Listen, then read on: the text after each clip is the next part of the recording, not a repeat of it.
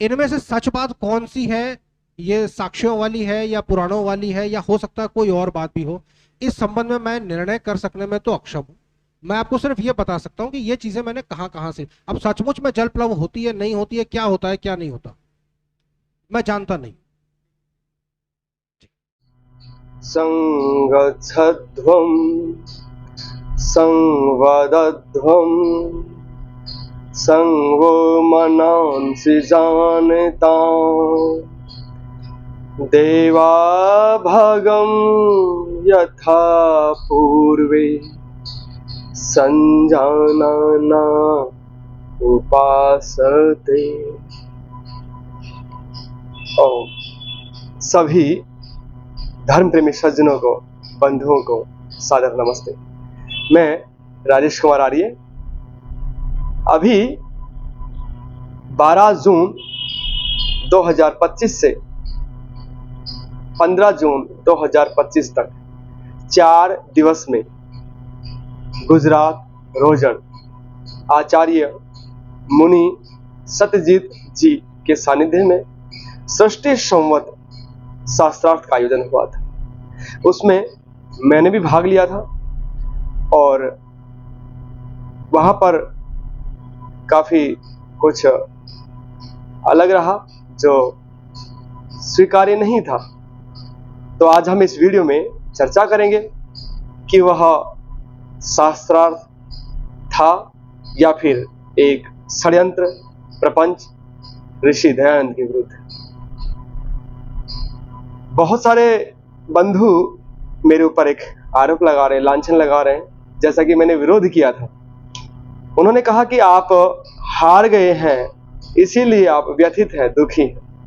मैं उन भाइयों को, उन बंधुओं को बड़ी विनम्रता पूर्वक बताना चाहता हूं कि मैं कभी भी व्यक्तिगत जीत या हार के लिए कभी भी शास्त्रार्थ नहीं करता, ना ही मैं बात करता।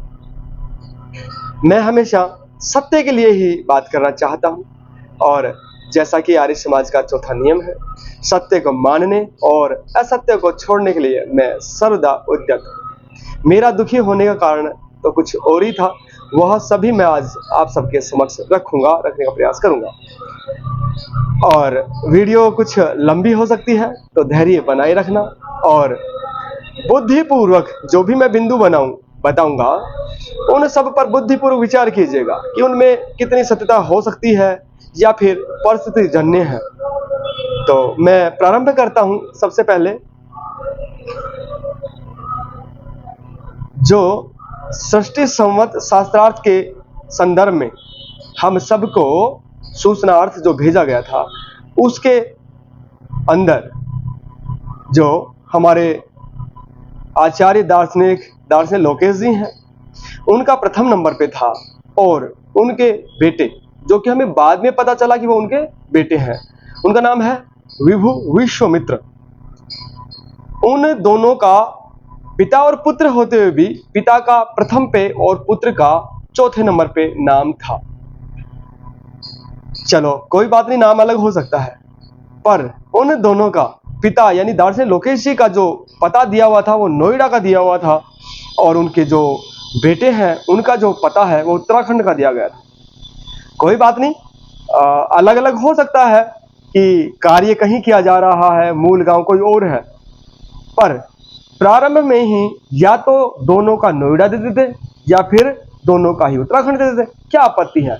पर इसमें भी पूर्व नियोजित षड्यंत्र नजर आ रहा है। चलो, जैसा कि मैंने बताया कि उनका जो सूची थी, हमारी सूचनार्थ जो सृष्टि संवत के संदर्भ में जो सूचना के लिए जो दिया गया था, उसके अंदर उन दोनों पिता और पुत्र का जो अंतर है, उसके अंदर दो व्यक्ति बीच में थे, प्रथम पे वो और चौथे पे उनके पुत्र।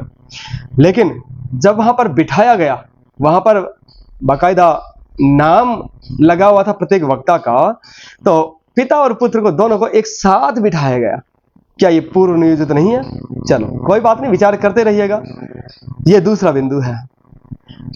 तीसरा बिंदु है कि मेरे से प्रारंभ किया गया, मैं सबसे इस तरफ था, इस तरफ करते हैं तब वो सेकंड लास्ट थे, यानी 7 व्यक्ति बैठे थे और जो 8वें व्यक्ति हैं वो हमारे प्रोफेसर रवि प्रकाश जी आर्य हैं। वो अमेरिका से वीडियो कॉल के माध्यम से जुड़े हुए थे, वो 8वें थे हमारे। पर उनका नंबर उस क्रम से नहीं दिया गया, बल्कि दार्स ने लोकेश को सबसे अंतिम में बोलने का सुअवसर दिया।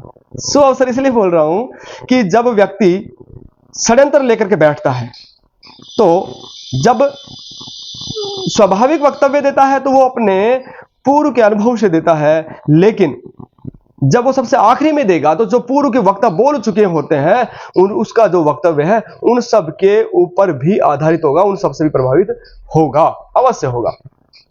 तो ये भी एक उसी का हिस्सा था कि उनको सबसे आखिरी में बोलने का अवसर दिया ताकि वो सभी बिंदुओं को समाहित कर सके, सभी बिंदुओं को बोल सके, जिससे सामने जो श्रोतागण बैठे हैं उनको वो प्रभावित कर सकें और उनका जो श्रोतागण है उनका जो मस्तिष्क है वो उनकी तरफ झुक जाए। ये मेरा तीसरा बिंदु है।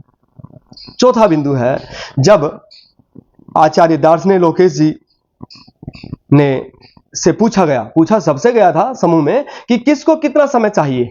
मेरे से पूछा गया था, मैंने कहा था मुझे 15 मिनट चाहिए और मैंने अपना वक्तव्य 15 मिनट में ही पूरा कर दिया था।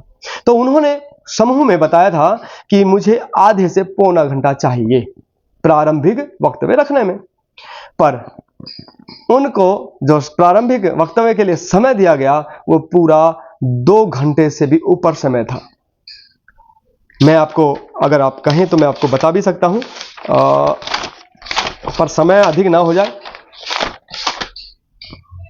1 घंटा 4 मिनट एक बार में और 1 घंटा 3 मिनट एक बार में, यानी 2 घंटा 7 मिनट का लगभग उनको समय दिया गया। कोई बात नहीं। जब उन्होंने प्रारंभ किया था, चूंकि प्रारंभ में ही बता दिया गया था कि प्रत्येक वक्ता को किस बिंदुओं को छूते हुए, किन बिंदुओं के को ध्यान में रखते हुए बोलना है, पर उन 2 घंटों के वक्तव्यों में कहीं पर भी उन्होंने उन 6 बिंदुओं को जो मुनि सत्यजीत जी द्वारा पूर्व निर्धारित थे या फिर जो उनके मंडल था जो शास्त्रार्थ को आयोजित कर रहा था उनके द्वारा निर्धारित थे, उनके ऊपर नहीं बोले। सबसे आखिरी में पुनः उनको याद दिलाने के पश्चात बोले, पर उसमें भी वो स्पष्ट नहीं बोल पाए कि मैं जो सृष्टि का जो रचना काल है वो कहां तक मानता हूं, यानी मनुष्योत्पत्ति तक या वेदोत्पत्ति तक। चलो, नियम बना रखे थे कि प्रारंभ में किसी का विखंडन नहीं करना, पर उन्होंने ऋषि दयानंद के मत का प्रारंभ में ही खंडन किया, अच्छे से किया। पर हमारे मुनि सत्यजीत जी ने उनको रोकना टोकना, या फिर हमारे जो पौराणिक बंधु विनय कुमार पांडे जी बैठे थे, उन दोनों में से किसी को भी उचित नहीं लगा कि इनको रोका जाए टोका जाए। हां, दूसरे कोई ना बोले इसके लिए उनके वक्तव्य के अंत में उन्होंने यह अवश्य कहा कि भाई आपने ऐसा नहीं करना चाहिए था, जबकि उनको वो आयोजक थे, निर्णायक मंडल थे, उनका पूरा अधिकार था कि किसी भी वक्ता को वो किसी भी रूप में रोक सकते हैं, पर उन्होंने नहीं रोका। समय का भी अतिक्रमण कर दिया। तो ये मेरा चौथा बिंदु है, नियम विरुद्ध बोले और नियम विरुद्ध शुरुआत करना और समय का अतिक्रमण करना, यानी आधे पौने घंटा बोल करके और 2 घंटे का समय लेना। ये मेरा चौथा बिंदु है। आप सभी अपने बुद्धि से निर्णय करते रहिएगा। 5वां बिंदु है, आदरणीय बंधु उनके दार्शनिक लोकेश जी के सुपुत्र श्री विभु विश्वामित्र, जब उन्होंने अपना वक्तव्य रखा तो उन्होंने भी नियम विरुद्ध शुरू किया, अर्थात जो 6 बिंदु बताए गए थे उन एक भी बिंदु को उन्होंने नहीं छुआ, उनके माध्यम से अपनी बात नहीं रखी। साथ में विषय जो हमारा सृष्टि संवत 1,96 करोड़ था या 1,97 करोड़ था, उन दोनों के ऊपर ना बोल करके जलेबी की तरह गोल गोल घूमते हुए दाएं बाएं की बात करते रहे, पर विषय पे नहीं बोले। पूरा पौना घंटा उन्होंने समय लिया, लगभग 40 मिनट या 45 मिनट का समय उन्होंने लिया। जब विषय पे नहीं बोले तो अब हमारे आदरणीय श्रद्धेय मुनि श्री सत्यजीत जी, लाजमी है उनका बिगड़ी हुई बात को बनाना। यह भी षड्यंत्र की तरफ ही इशारा करता है, क्या कि जब देख लिया कि कोई और टोकेगा तो इससे पहले उन्होंने स्वयं टोका कि आप जो आपने वक्तव्य रखा है उसके आधार पे यह मान लिया जाए कि आपने केवल भूमिका रखी है और मुख्य विषय आचार्य श्री दार्शनिक लोकेश जी रखेंगे। क्यों? क्या ऐसा जो पत्रक दिया गया था उसमें लिखा गया था क्या? उसमें लिखा है कि आप स्वतंत्र वक्ता नहीं है। उनसे कह रहे कि अच्छा आप स्वतंत्रता वक्ता नहीं है, आप तो केवल सह वक्ता हैं। इस संबंध में मैं निर्णय कर सकने में तो अक्षम हूं। मैं आपको सिर्फ ये बता सकता हूं कि ये चीजें मैंने कहां कहां से, अब सचमुच में जल प्लव होती है नहीं होती है, क्या होता है क्या नहीं होता, मैं जानता नहीं। जी, निर्णायकों में से कोई? तो क्या ऐसा माना जाए कि आपने केवल भूमिका दी है, मुख्य विषय आपने प्रस्तुत नहीं किया है? मुख्य विषय आचार्य जी बोलेंगे वो ही होगा, इसलिए आपने केवल उनकी भूमिका है, आप एक स्वतंत्र वक्ता के रूप में नहीं हैं। जी बिल्कुल। ठीक है, धन्यवाद। मुनि श्री सत्यजीत जी, आपसे भी प्रश्न है मेरा, ये कहां लिखा था कि वह सह वक्ता है? हमने तो यही सोचा कि वो उत्तराखंड से एक अलग विद्वान आ रहे हैं, नोएडा से एक अलग विद्वान आ रहे हैं और स्वतंत्र वक्ता थे वो। कहीं पर भी सह वक्ता नहीं लिखा गया। खैर, विचार करते रहिएगा। ये मेरा छठा बिंदु है। सातवां बिंदु, सूर्य सिद्धांत की, जो सूर्य सिद्धांत में अवैदिक बातें बहुत सारी भरी हुई हैं, वो होते हुए भी हमारे निर्णायक मंडलों ने और सभी ने उस सूर्य सिद्धांत को एक प्रमाणिक ग्रंथ मानते हुए ही शास्त्रार्थ के रूप में उसका प्रयोग किया। अब हमारे जो आदरणीय वसंत कुमार मदन सूर्य जी हैं, उन्होंने लगभग 20-21 बिंदु सूर्य सिद्धांत से निकाल करके और सबके समक्ष रखा कि ये इसमें तो अवैदिक बातें, पौराणिक बातें, पाखंड युक्त बातें भरी पड़ी है, ये कैसे मान्य हो सकता है?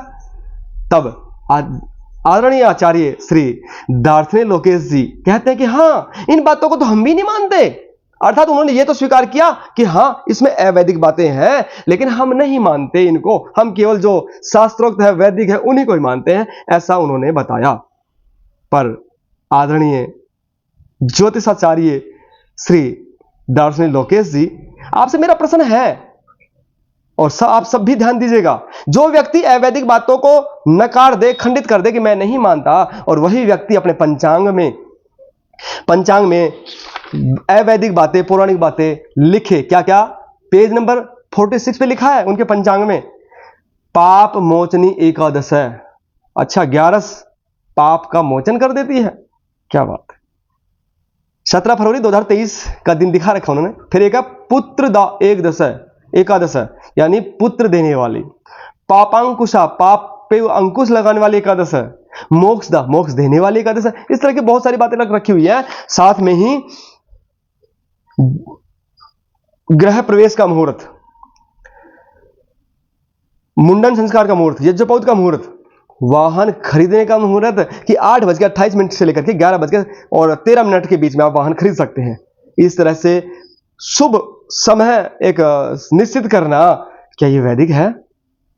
आप सब विद्वान हैं, आप मनन करते रहिएगा, चिंतन करते रहिएगा, और कहीं अगर मैं गलत हूं तो मुझे अवश्य बताइएगा। ये मेरा 7वां बिंदु है कि एक तरफ वो अवैदिक बातों को जब सबके सामने आ रही हैं तो मना कर देना, और अंदर ही अंदर अपने पंचांग में वो बातें लोगों तक फैलाना, ये कहां कि वैदिक व्यक्ति की बातें हैं। चलो, 8वां बिंदु, इस तरह से कहीं पर भी नियम विरुद्ध जाने पर, परस्पर विरोधी बातें बोलने पर, समय का अतिक्रमण करने पर, कहीं पर भी निर्णायक मंडल और आदरणीय मुनि सत्यजीत द्वारा उनको विशेष रूप से कहीं नहीं टोका गया, पर हमें बार बार रोका भी गया और टोका भी गया। ये मैं आपको उसमें जो है हमारा वीडियो के माध्यम से, आप उसमें जो शास्त्रार्थ उसमें आप देख सकते हैं, और मैं भी वो जो क्लिप है वो उपलब्ध करवा दूंगा, इसमें आप उसको अवश्य देखिएगा। प्रमाण है तो उस विषय में इन्होंने कहा सीधा कोई शब्द प्रमाण नहीं है, हम नहीं, उस एक मिनट रुके, ऊहा करके करते हैं। आप जो प्रमाण दे रहे हैं कि सृष्टि रचना का 196 वाले पक्ष में क्या प्रमाण है, तो जो प्रमाण आप दे रहे हैं ये तो पहले आ चुके हैं, आप इसमें क्या अतिरिक्त देना चाहते हैं? यदि ये सारी चीजें अच्छे से सबके सामने आ चुकी हैं। नहीं आई ना, नहीं, क्या चीज आप अतिरिक्त देना चाहते हैं वो कृपया वो एक विषय बात बताइए। तो ये समझ में नहीं आती कि ये बार बार रोका टोकी केवल हमारे पक्ष को क्यों किया जाता है। जब उन्होंने पक्ष रखा अच्छे से तो हमें भी तो रखना चाहिए ना। नहीं। कल हमारे आदरणीय प्रोफेसर रवि प्रकाश जी ने एक वेद का मंत्र दिया था, तो मैं उसको भी कोट करना चाहूंगा। नहीं, उसको आप पुनः उद्धृत क्यों कर रहे हैं? क्योंकि देखिए, उसमें सृष्टि निर्माण में समय लगता है, इसमें कहीं कोई मतभेद नहीं है, वो समय लगने को सबको स्वीकार्य है। ठीक है, आप चतुर्युगियों का जो प्रमाण दे रहे हैं वो रवि प्रकाश जी ने रख दिया था, वो 3-3 चतुर्युगियों का उन्होंने प्रस्तुत किया था। कोई बात नहीं, मैं भी तो रखना चाहता हूँ ना। ये मेरा 8वां बिंदु है। 9वां बिंदु बहुत ही महत्वपूर्ण है। जब सभी वक्ता बोल चुके थे, तत्पश्चात हमारे निर्णायक मंडल और हमारे आचार्य मुनि सत्यजीत जी के द्वारा कहा गया कि ठीक है, अब लगभग हमारा संपन्न हो चुका है और हम इसको अंतिम मोड़ अर्थात निर्णायक मंडलों तक इस पड़ाव को लेके जा रहे हैं। तो मैंने कहा कि जी अभी मेरे प्रश्न बाकी हैं, शेष हैं। तो उनको थोड़ी सी चिंता हो गई, तो उन्होंने कहा कितने प्रश्न हैं? तो मैंने कहा कि लगभग 7-8 प्रश्न हैं। तो उन्होंने कहा कि ठीक है, हम आपको अवसर देंगे। और फिर थोड़ी देर पश्चात, चूंकि वो दोपहर में भोजन का समय हो चुका था, अर्थात हमारा जो सुबह का प्रथम सत्र है वो संपन्न होने वाला था, तो मेरे पास एक ब्रह्मचारी जी आए और उन्होंने कहा कि आपको मुनि जी बुला रहे हैं। मैं गया तो उन्होंने कहा कि मुझे दिखाइए कि आपके कौन कौन से प्रश्न हैं। क्या कहा? मुझे अपने प्रश्न दिखाइए कि आपके कौन कौन से प्रश्न हैं। क्या किसी भी संयोजक का इस तरह से एक वक्ता के प्रश्नों का देखना, बुला करके देखना उचित है? क्या ये षड्यंत्र का हिस्सा नहीं लगता? क्योंकि वो प्रश्न मैं आने वाले समय में रखता ना, तब देख लेते, पहले ही क्यों देखना उनको। पर हम साफ सुथरे मन वाले होते हैं, हम ज्यादा वहम नहीं पालते। हमने उनको दिखाया और पश्चात ऐसा विचार भी आया कि शायद ये मेरे से गलत हो गया, और जो मैंने विचार किया था वही हुआ।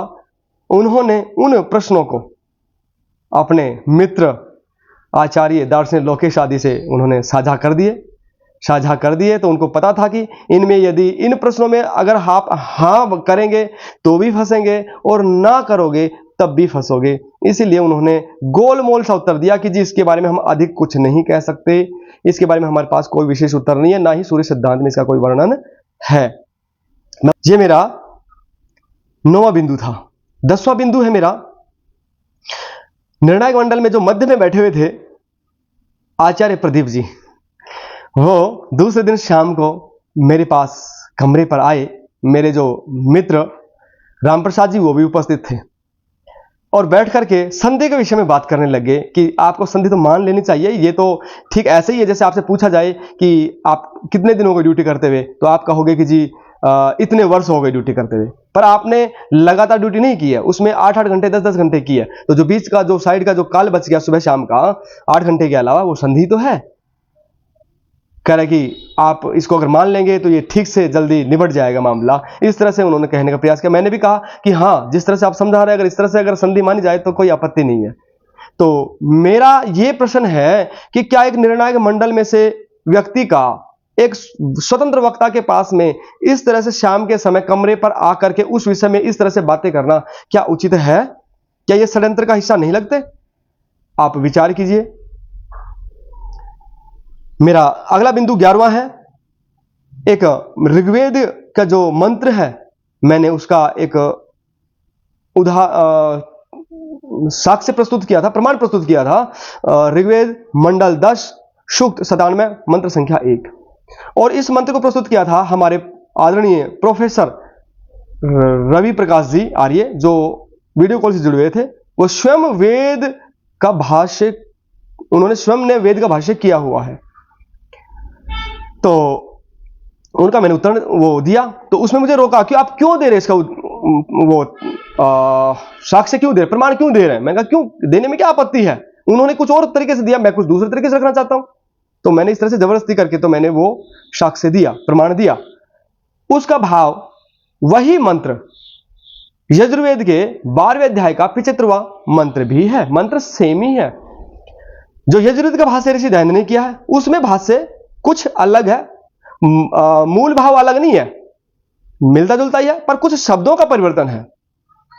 तो इसका स्पष्टीकरण प्रोफेसर रवि प्रकाश जी ने दे भी दिया था कि एक ही मंत्र के बहुत सारे अर्थ हो सकते हैं। ऋषि दयानंद ने भी कहा है, जैसे आध्यात्मिक, आदि भौतिक, आदि दैविक, ऐसा कुछ है।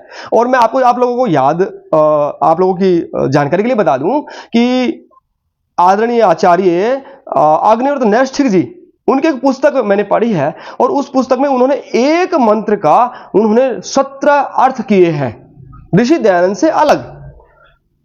तो विद्वान आदि सब जानते हैं कि एक ही मंत्र के अलग अलग अर्थ किए जा सकते हैं विद्वानों के द्वारा। और वैसे भी एक ही मंत्र को जब विद्वान बोलने लगे तो पूरे दिन भर एक मंत्र पे बोल सकते हैं। ऐसा नहीं कि केवल जो लिखा है केवल वही शब्द के ही अर्थ लिखे जाए, भावार्थ अलग हो सकता है ना। और जैसा कि आप सब जानते हैं कि हमारी वो है ईश्वर से तो प्रार्थना उपासना के जो 8 मंत्र हैं उसमें कस्मै देवाय हविषा विधेम करीब अलग अलग मंत्रों में कई बार आता है, वो 4-5 बार आता है, पर क्या सबका अर्थ एक जैसा ही है जबकि शब्द एक है वो। तो इस पर भी विचार कर लीजिएगा। मैंने साक्ष्य दिया, प्रमाण दिया उसका, और उन्होंने आखिरी में पता चला, मुझे उस समय नहीं बताया उन्होंने कि हम नहीं मान रहे, आखिरी में बताया कि ऋषि दयानंद के भाष्य से विरुद्ध था, यजुर्वेद में अलग है। और वहां पर चूंकि ऋषि दयानंद ने ऋग्वेद के 6 मंडल के शायद 7वें सूक्त तक ही ऐसा कुछ ध्यान है मुझे, इतना ही किया है, बाकी का जो शेष है बाकी विद्वानों ने किया है। अब जब बाकी विद्वानों ने किया है और कोई भी ग्रंथ निर्धारित नहीं किए गए कि ये मान्य है या ये नहीं मान्य, तो अब मैं भी तो स्वतंत्र हूं ना कि मैं उसका प्रमाण कहीं से भी दे सकता हूं। पर उसके बावजूद भी उन्होंने नहीं माना। ये आप विद्वान लोग आप इस पे विचार कीजिएगा कि कहीं ये षड्यंत्र होने की वजह के कारण ही तो ऐसा नहीं किया गया। मेरा 12वां बिंदु है शास्त्रार्थ संपन्न होने के पश्चात। शास्त्र संपन्न होने से तात्पर्य मेरा क्या है कि उन्होंने नियम बनाया था कि सभी वक्ताओं को बोलने, उनके परस्पर प्रश्नोत्तर होने के पश्चात जब पूर्ण हो जाएंगे तब निर्णायक मंडल को दिया जाएगा और निर्णायक मंडल अपना निर्णय सुनाए। उससे पूर्व जो हमारे श्रोतागण हैं उनके भी प्रश्न यदि कोई होंगे तो उनको लिया जाएगा, तो उनको भी ले लिया गया। तो यहां तक हमारा जो आपस का जो चर्चा का विषय था, प्रश्नोत्तरी थे, वो संपन्न हो चुका है नियम के अनुसार। उसके पश्चात भी रात्रि को नहीं, शायद अर्ली मॉर्निंग सुबह, ये बात है 14 तारीख की, नहीं 14 की नहीं है, 15 तारीख की अर्ली मॉर्निंग की बात है, सुबह की, शायद 6 या 7 बजे की बात होगी। आचार्य दास ने लोकेश जी के प्रश्न थे जो उन्होंने अपने वक्तव्य में प्रारंभ में ही उठा दिए थे खंडन में। ऋषि दयानंद के जो 1 अरब 96 करोड़ वाली गणना है उसमें उन्होंने 7 दोष गिना दिए थे। जब प्रारंभ में आ चुके हैं तो उन प्रश्नों का जो दार्शनिक लोकेश जी के प्रश्न थे उन प्रश्नों को आज मुनि सत्यजीत जी के द्वारा समूह में भेजा गया। क्यों भेजा गया? जब वो पूरे हो चुके हैं, शास्त्रार्थ संपन्न हो चुका है। हमें तो कहा जाता है कि नहीं अब समय हो गया, अब नहीं बोलोगे, तो फिर क्यों डाला गया?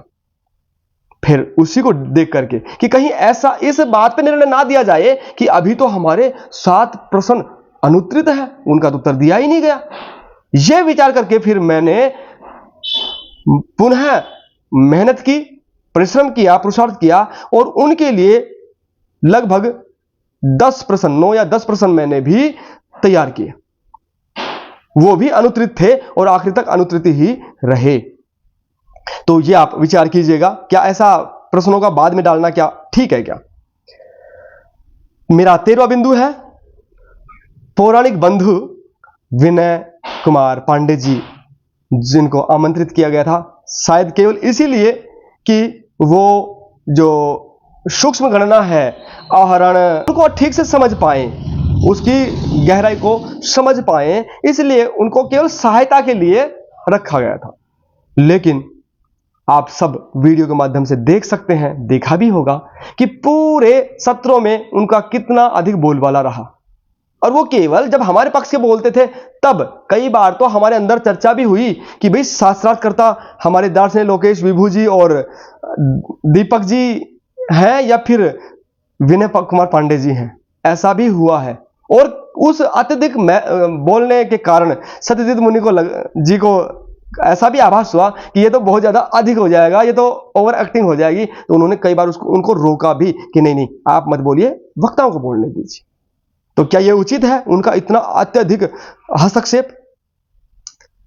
और साथ में जब निर्णय का अवसर आया तो हमारी आचार्य शीतल जी और आचार्य श्री प्रदीप जी, उन्होंने अपना निपटा करके और उनकी झोली में डाल दिया जी कि अब आगे का जो प्रोसेस है, आपकी प्रक्रिया है, वो आप संचालित करो। एक आर्ष गुरुकुल में ऋषि दयानंद का जो वैदिक गुरुकुल था उसमें शास्त्रार्थ हो रहा है, ऋषि दयानंद के अनुयायी जो आर्य हैं उनके मध्य हो रहा है निर्णय करने के लिए। तो क्या निर्णायक, अंतिम निर्णायक, सर्वोपरि निर्णायक क्या एक पौराणिक व्यक्ति को होना चाहिए? और पौराणिक व्यक्ति अगर होगा तो वो पौराणिक का पक्ष लेगा या फिर वो सत्य बोलेगा? अरे वो अगर सत्य को स्वीकार ही कर लें, पाखंड को छोड़ ही दें, तो क्या हमारा भारतवर्ष ठीक नहीं हो जाएगा?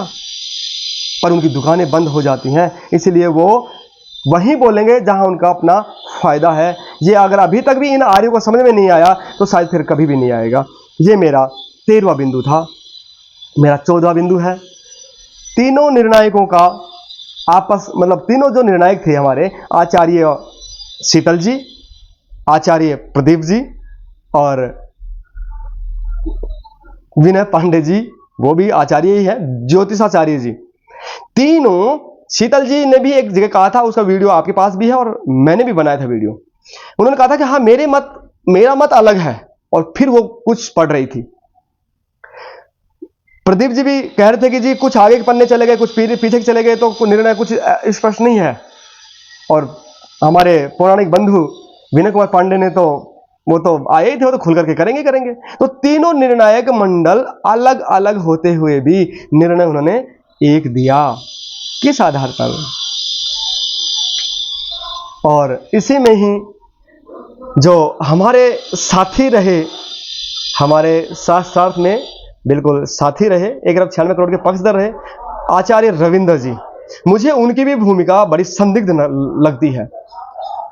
इसका कारण क्या है कि चारों दिन में उन्होंने जो कुछ बोला बहुत ज्यादा ना हमारे पक्ष में ना हमारे विपक्ष में, जबकि इतने बड़े विद्वान हैं, तो उनको तो जो पक्ष है बिल्कुल विशेष रूप से रखना चाहिए था, नहीं रखा उन्होंने। दूसरा, उन्होंने दूसरे ही दिन 1 अरब 97 करोड़ के लिए कह भी दिया कि मुझे इससे कोई आपत्ति नहीं है, मैं इसको गलत नहीं कह रहा। आप यदि दूसरे पक्ष को मान ही लिए हो तो फिर शास्त्रार्थ किससे करोगे, कैसे करोगे?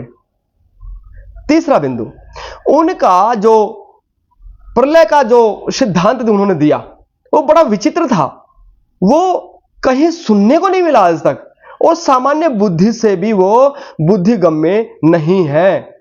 उन्होंने कहा कि 3 चतुर्युगी प्रारंभ में और 3 चतुर्युगी अंत में लगेंगी। यहां तक तो कोई आपत्ति नहीं, ऐसा तो मत आता रहता है, लेकिन इसके अलावा जो नीचे की प्रलय की 1000 चतुर्युगियां हैं, उनमें से जो 500 इधर वाली है प्रलय के साथ में, वो प्रलय में ही लगेंगी, यानी विखंडन चलता रहेगा। और फिर एक परमाणु पलटता है, बस इतनी देर का प्रलय होगा। तत्पश्चात शेष जो 500 है वो प्रारंभ की जो 3 चतुर्युगियां हैं उनके साथ में लग करके निर्माण में लग जाएंगी। तो यह प्रश्न मेरा आचार्य रविंद्र जी से भी रहेगा कि प्रलय कब हुई? इधर विखंडन है तो मूवमेंट चालू है, इधर आप कह रहे हो कि परमाणु पलटता है इतनी देर, तो वहां पर भी मूवमेंट है। तत्पश्चात फिर इधर से पुनः निर्माण चालू हो गया, तो फिर प्रलय कब हुआ? और ये सिद्धांत आपने कहां से लिया? कितना विचार किया इसके ऊपर? और मैं नाम तो नहीं लेना चाहूंगा, पर एक बहुत ही सम्मानित व्यक्ति ने मुझे तीसरे दिन दोपहर में फोन करके कहा कि जो राजेश, जो आपके मध्य आपके साथ ही बनकर के जो बैठे हैं ना, ये संभवतः आपके मित्र नहीं है, ये तो सामने वाले पक्ष के उनके मित्र हैं। और उन्होंने आशंका जता दी थी कि ये षड्यंत्र के तहत ही आपके साथ बैठे हुए हैं। तो इन सब बातों को अगर मैं जोड़ करके देखूं तो उनकी जो भूमिका है वो मुझे संदिग्ध लगती है। साथ में एक बार उन्होंने बीच में कहा कि यहां तो मैच फिक्स है, जो व्यक्ति ऐसा कहे और ऐसा हो भी, तो क्या वो अंतिम में आवाज नहीं उठाएगा? नहीं, उन्होंने आवाज नहीं उठाई, अपितु बड़ी प्रसन्नता से आचार्य दास ने, लोकेश, विभू जी, दीपक जी उनके साथ खड़े होकर के और अच्छे से फोटो खिंचवा रहे, जबकि हमारे बाकी 5 साथी थे हम कुल 1,96 करोड़ के पक्ष में, बाकी 4 ने, एक तो चलो वीडियो कॉन्फ्रेंस में थे कोई बात नहीं, पर बाकी 3 ने भी किसी ने उनके साथ फोटो नहीं खिंचवाई। हाँ, फोटो खिंचवाते हम यदि नियम से, यदि वो तर्कों से हमारे सभी तर्कों को खंडित करते और अपनी बात को तर्कों से, युक्तियों से, प्रमाण से पुष्ट करके यदि वो विजय होते तो सहर्ष स्वीकार करते, पर वहां तो षड्यंत्र ही षड्यंत्र नजर आ रहा था, इसलिए हमने वहां फोटो नहीं खिंचवाई। ये हमारा व्यक्तिगत नहीं था, हार जीत के लिए हम बिल्कुल भी नहीं गए थे, हम कभी बात ही नहीं करते, हार जीत तो अपने घर छोड़ के जाते हैं, हम सत्य और असत्य के लिए बात करना चाहते हैं। तो इनकी भूमिका भी मुझे संदिग्ध नजर आ रही है, उसी षड्यंत्र का हिस्सा नजर आ रहा है, बाकी आप विचार कर लीजिएगा।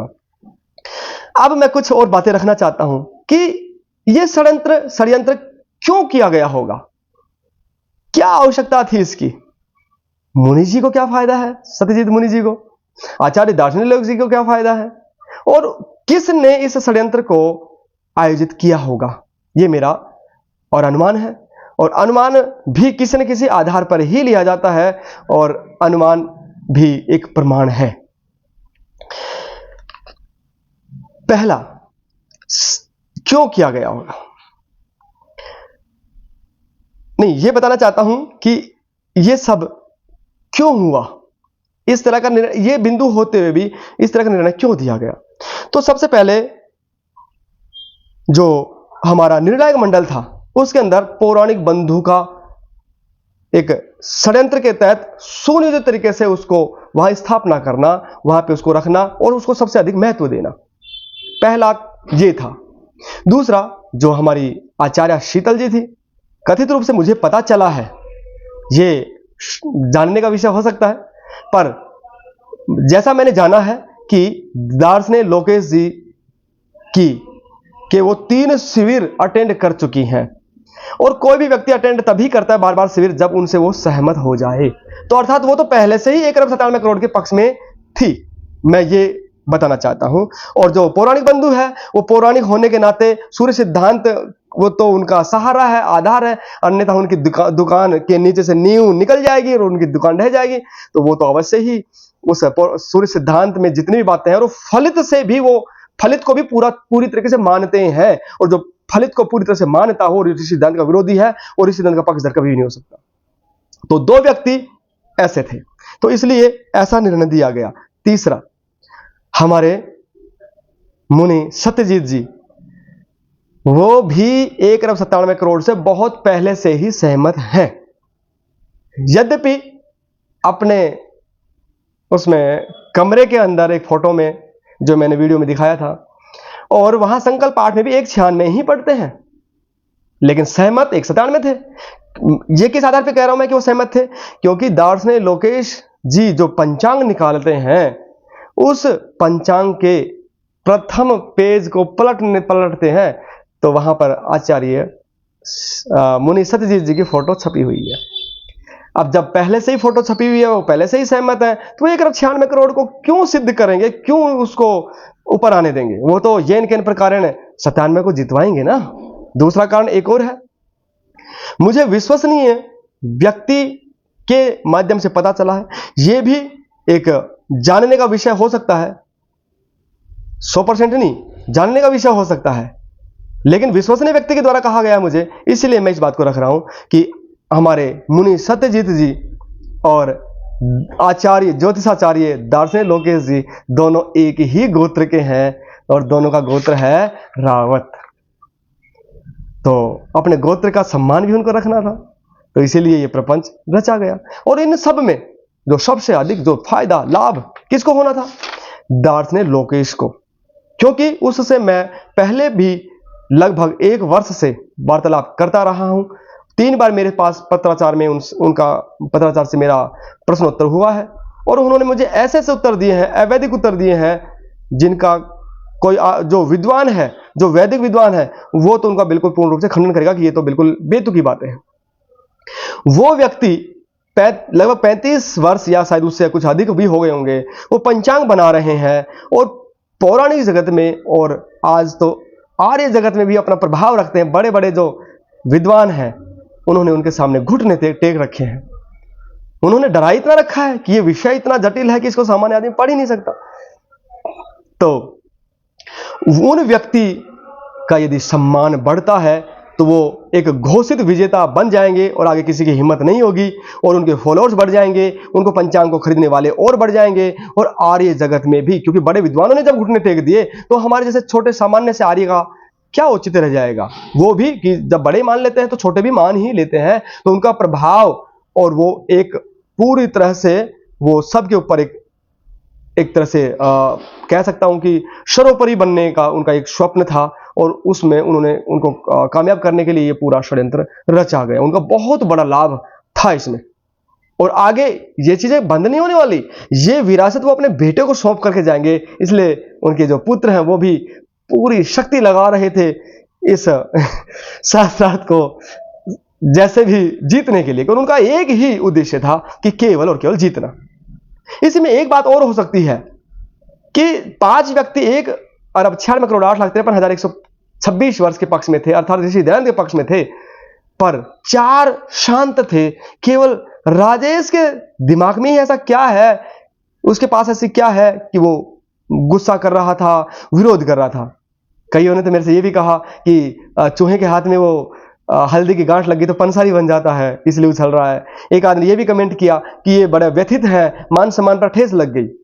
पर उन सभी व्यक्तियों को मैं बताना चाहता हूं, ऐसा नहीं है बंधुओं। लेकिन जब एक सत्य व्यक्ति के सामने धर्म घायल हो, क्योंकि मनुष्य में कहा गया है या तो धूर्तों पाखंडियों की सभा में तुम प्रवेश मत करो, और यदि प्रवेश करो तो सत्य का ही प्रतिपादन करो, और यदि तुम्हारे रहते हुए वहां पर सत्य घायल है तो तुम मरे हुए को समान हो, और वो जो घायल धर्म है, मरा हुआ धर्म है, वो तुम्हें भी मार देगा। मैं इस प्रेरणा से प्रेरित था, वो मेरे हृदय में है वो। इसीलिए जितना मुझे समझ में आता है, जितना मेरे मस्तिष्क में रहता है, मैं सही का समर्थन करता हूं, गलत का विरोध करता हूं, चाहे सामने कोई भी हो।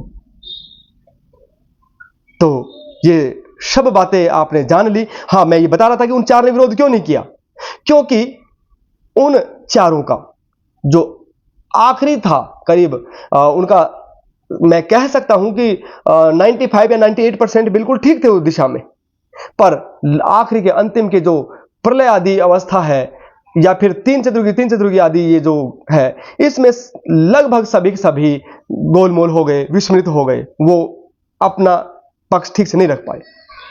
और मैं इस संदर्भ में बिल्कुल दृढ़ हूं, क्योंकि मैंने पुस्तक लिखी है, उसमें भी मेरा मंतव्य है, मैं क्या मानता हूं और कैसे मानता हूं, और उसको मैं सिद्ध करने के लिए भी हूं। तो इसीलिए मैं अपना जो विचार था, मेरा जो वक्तव्य था, जो मेरा पक्ष था, मैं उस पर अडिग था, और इसीलिए ही मेरे अंदर वो हिम्मत आ पाई, मेरे अंदर वो जोश आ पाया, मेरे अंदर वो दर्द उठा कि मैं गलत नहीं हूं, फिर भी मुझे गलत सिद्ध किया गया। तो वीडियो बहुत लंबी हो चुकी है, और ये मैंने कुछ बिंदु आपके समक्ष रखे हैं। इन सब पर आप बुद्धिपूर्वक विचार कीजिए, अपने आप को किसी भी पक्ष में ना रखते हुए अपने आप को मनुष्य मानिए, अपने आप को आर्य मानिए, वेदों का अनुकूल मानिए, और फिर निर्णय कीजिए। और यदि कहीं मेरे से भूल हो रही है तो उसको भी मुझे आप अवश्य बताइएगा, मैं उसको स्वीकार करूंगा, स्वीकार करके और उसको सुधार लूंगा, और भविष्य में उस गलती को पुनः नहीं दोहराऊंगा। इन शब्दों के साथ में मैं आप सबसे विदा लेना चाहता हूं।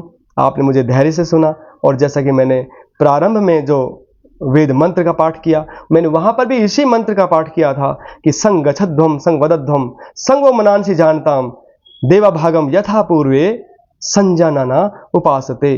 अर्थात हम साथ साथ चले, साथ साथ बोले, हम एक हो जाएं, हम नेक हो जाएं। इसी में ही हमारा कल्याण है, इसी में ही हमारे राष्ट्र का कल्याण है, और इसी में ही विश्व का कल्याण है। साथ में मैं एक और अंतिम बात रखना चाहता हूं कि ऋषि दयानंद के सिद्धांतों को चुनौती देने या फिर उनको मारने का सामर्थ्य संसार में किसी भी व्यक्ति, मत, पंथ, संप्रदाय या राष्ट्र में नहीं है। यदि ऋषि दयानंद के विचारों को या ऋषि दयानंद को यदि मारा जा सकता है या मारा जा रहा है, तो यह काम केवल तथा कथित छद्म आर्य विद्वान और आर्य समाजी ही करेंगे। ये मेरा मंतव्य है, मेरा कहना है, इस पे भी विचार कर लीजिएगा। इन्हीं शब्दों के साथ में आप सबको मेरा सादर नमस्ते जी। ओम